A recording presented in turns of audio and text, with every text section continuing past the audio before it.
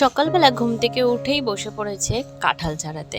এখনো চাও বসায়নি, কিন্তু কাঁঠালের গন্ধের একদম রান্নাঘরটা ময়ময় করছে, তো তাই কাঁঠালটা নিয়ে বসেছে মা আগে ছাড়াতে।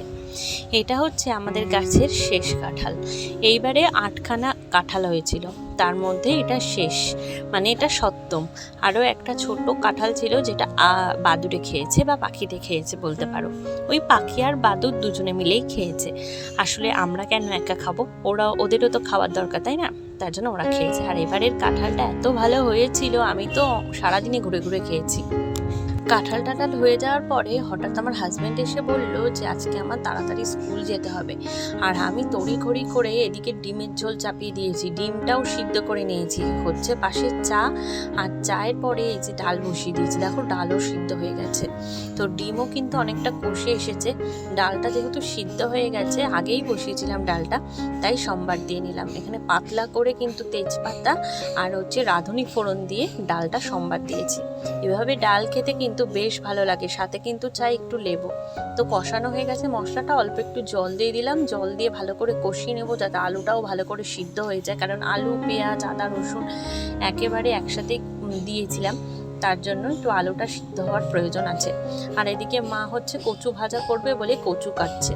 এখানে কিন্তু মা ঘট কচু মানে নিয়েছে, আর বাবা ঘট কচু এনেছিল। আর ঘট কচু আগের দিন কুড়িয়ে খেয়েছি, কিন্তু আজকে মা ভাজা করছে, তো দেখা যাক কিরকম ভাজা হয়।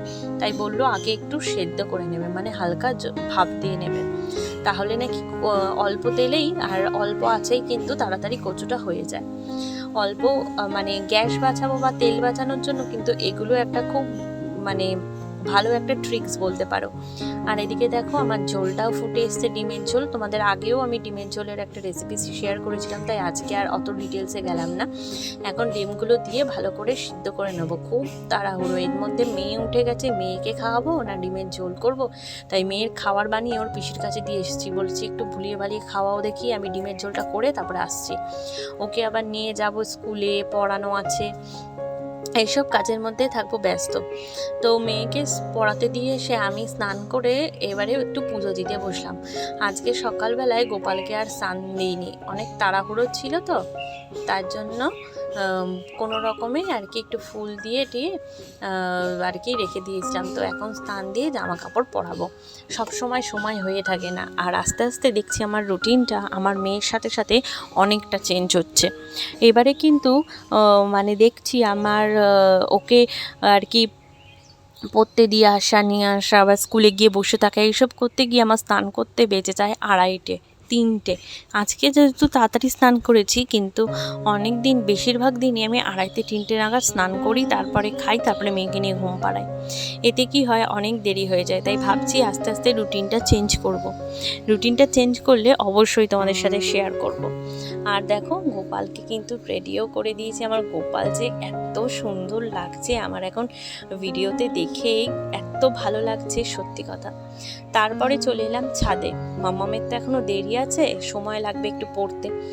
আর এখন হচ্ছে আমি একটু ছাদটাকে ঝাড় দিচ্ছি। আসলে এখানে মাচা করা আছে তো, আর লাউ আর চাল কুমড়ো দুটো এক জায়গাতে ছিল, তাই লাউ গাছটাকে বাবা সরিয়ে দিল। 2 দিন আগে কেটে দিয়েছিলাম, শুকিয়ে গেছিলো, তাই সরিয়ে দিলাম, নাহলে ছাদটা একদম নষ্ট হয়ে যাবে। ভালো করে দেখো ময়লাগুলোকে ঝাড় দিয়ে ফেলছি, আর জলও শুকাচ্ছে না এখান থেকে, তাই মাচাটা অনেকটা হালকা করে দেওয়া হলো, যাতে একটু রোদ ছাদটাতে পায় এবং ভালো থাকে। আর না 7-8খানা মতো চাল কুমড়ো হয়েছে, দাঁড়াও তোমাদের দেখাচ্ছি।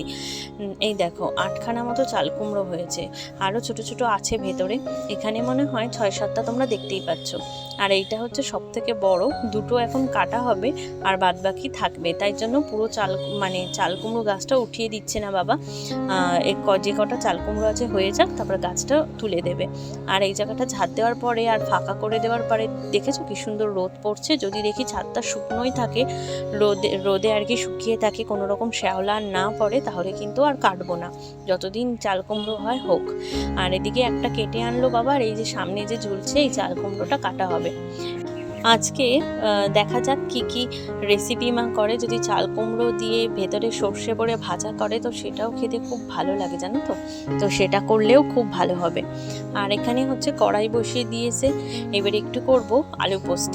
চলো চট করে আলু পোস্তটা করে নিই।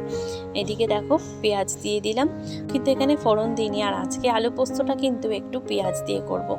আর তোমরা যারা পেঁয়াজকে নিরামিষ মনে করো তারা ভাববে নিরামিষ আলু পোস্ত, আর তোমরা যারা পেঁয়াজকে আমিষ মনে করো তোমাদের কাছে কিন্তু আমিষ আলু পোস্ত।